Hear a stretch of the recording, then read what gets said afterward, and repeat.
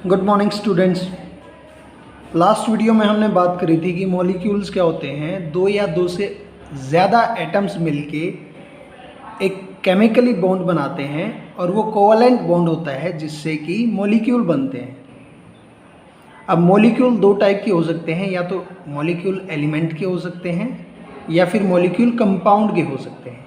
Molecules of element का मतलब होता है कि जब सेम टाइप के एटम्स आपस में जुड़े, चाहे वो 2 हो या 3 हो या 6 हो 8 हो, बट अगर वो सेम टाइप के हैं, सेम मतलब जैसे हाइड्रोजन हाइड्रोजन मिले, क्लोरीन क्लोरीन मिले, सल्फर सल्फर मिले, तो उसको बोलेंगे मॉलिक्यूल ऑफ एलिमेंट्स। जैसे कि हाइड्रोजन गैस के 2 एटम आपस में मिले तो H2 मॉलिक्यूल बन जाएगा, ठीक है। हाइड्रोजन मॉलिक्यूल एलिमेंट कहेंगे उसको। जैसे कि क्लोरीन बन जाएगा, जैसे कि सल्फर बन जाएगा। हाइड्रोजन और क्लोरीन तो हो गए दो वाले, यहाँ पे दे रखे हैं हाइड्रोजन, नाइट्रोजन,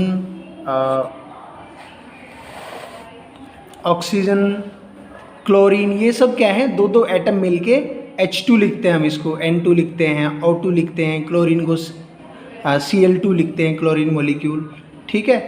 बट जैसे ओजोन है वो O3 लिखते हैं, फॉस्फोरस है P4 लिखते हैं, सल्फर है उसको S8 लिखते हैं, क्योंकि 8 एटम्स मिलके सल्फर मॉलिक्यूल बनाते हैं।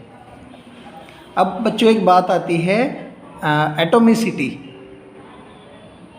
एटोमिसिटी क्या है? The number of atoms present in one molecule of an element. जितने एटम प्रेजेंट होते हैं एक मॉलिक्यूल में उसको एटोमिसिटी कहते हैं। जैसे कि हमने अभी पढ़ा था एटोमिसिटी, जैसे कि सिंगल एटम होंगे सोडियम मैग्नीशियम एल्यूमिनियम, तो इनकी एटोमिसिटी 1 रहेगी क्योंकि ये सिंगल एटम है। पर जैसे नाइट्रोजन, ऑक्सीजन, क्लोरीन, इसमें दो एटम्स हैं तो इनकी एटोमिसिटी 2 है, ठीक है। ऑक्सीजन, क्लोरीन, इनकी एटोमिसिटी 2 है। ओजोन में मैंने आपको बताया, अभी हमने पढ़ा कि O3 लिखते हैं, ओजोन O3, 3 एटम्स होते हैं इसमें 1 मॉलिक्यूल में, तो एटोमिसिटी इसकी 3 है। फॉस्फोरस में 4 एटम्स होते हैं, इसलिए फॉस्फोरस की 4 है, और सॉलिड सल्फर को S8 8 एटम से मिलके बनाया, इसलिए एटोमिसिटी इसकी 8 है। मॉलिक्यूल ऑफ कंपाउंड क्या होते हैं? जब 2 अलग अलग टाइप के या 2 से ज़्यादा अलग अलग टाइप के एटम्स आपस में कंबाइन करते हैं तो कंपाउंड्स बनते हैं। जैसे कि HCl, एक एटम हाइड्रोजन, एक क्लोरीन, HCl, हाइड्रोक्लोरिक एसिड बन गया, हाइड्रोजन क्लोराइड बन गया, hydrogen chloride molecule. H2O, 2 atom hydrogen के, एक ऑक्सीजन का, CO2, एक कार्बन 2 ऑक्सीजन, तो इनको बोलेंगे मॉलिक्यूल ऑफ कंपाउंड्स। अब बात आती है बच्चे, केमिकल फॉर्मूला क्या होता है? A chemical formula represent the composition of A molecule of the substance in terms of symbol of elements present in the molecule. एक मॉलिक्यूल में कौन कौन से सब्सटेंस या एटम्स प्रेजेंट हैं उसको शो करने के लिए केमिकल फॉर्मूला होता है, जो कि 10th क्लास में आप और अच्छे से पढ़ने वाले हैं इसको। केमिकल फॉर्मूला, केमिकल रिएक्शन, बहुत ही अच्छा चैप्टर है आपका ये। फॉर्मूले ऑफ एलिमेंट्स, एलिमेंट्स के फॉर्मूला कैसे बनते हैं? The chemical formula of an element is a statement of composition of its molecule in which symbol tells us the element and the subscript tells us how many atoms. देखो atom, element की तो बात आई पहले, अपने को ये देखना है कि एलिमेंट कह रहा है तो मतलब सेम टाइप के एटम होंगे।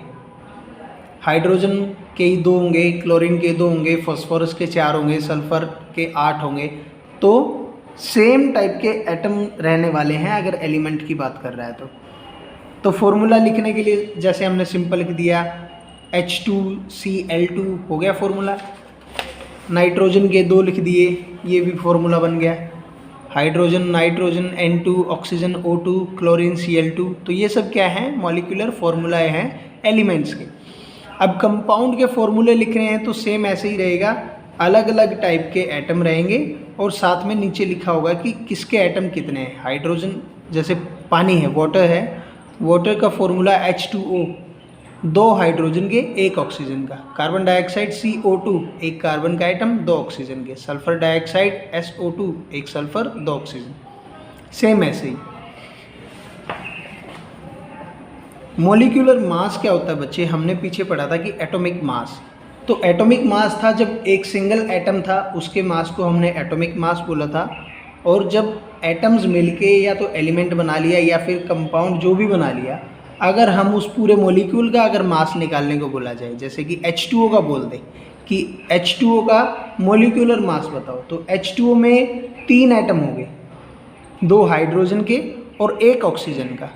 हाइड्रोजन का जो एटॉमिक मास है वो बच्चे 1 यूनिट है, 1 एटॉमिक मास यूनिट, AMU, या फिर सिंगल U लिख दिया। हाइड्रोजन का एक का मास है 1 यूनिट एंड ऑक्सीजन का है सिंगल का 16 यूनिट। तो हाइड्रोजन का फॉर्मूला क्या है, H2O। हाइड्रोजन का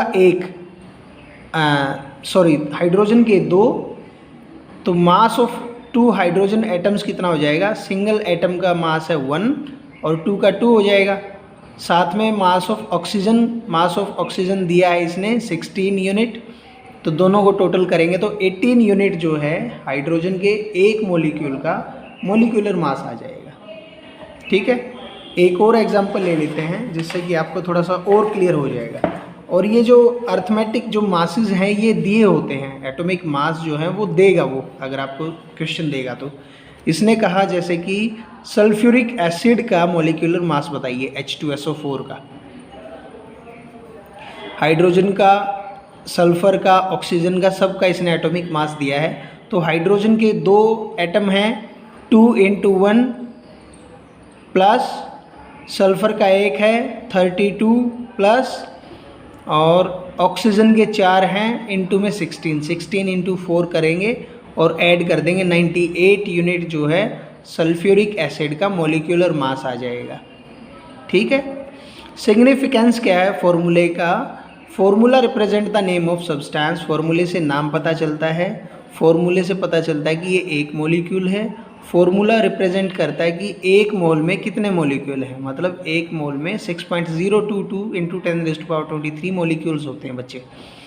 फॉर्मूला एलिमेंट के नाम को भी शो करता है, फॉर्मूला नंबर ऑफ एटम्स को भी शो करता है कि कितने एटम हैं, किस किस एलिमेंट, कौन कौन से एटम हैं, कितने एटम हैं। फॉर्मूला रिप्रेजेंट ए डेफिनेट मास, एक मॉलिक्यूलर मास को भी रिप्रेजेंट करता है। जैसे कि हमने H2O का देखा था, H2O का मतलब पानी होता है, H2O एक मॉलिक्यूल ऑफ वाटर को लिखते हैं H2O। H2O रिप्रेजेंट करता है कि इस H2O में 6.022 × 10⁻23 मॉलिक्यूल्स हैं पानी के। H2O शो करता है कि पानी में 2 एटम हैं हाइड्रोजन के, 2 एलिमेंट है, एक हाइड्रोजन है और एक ऑक्सीजन है।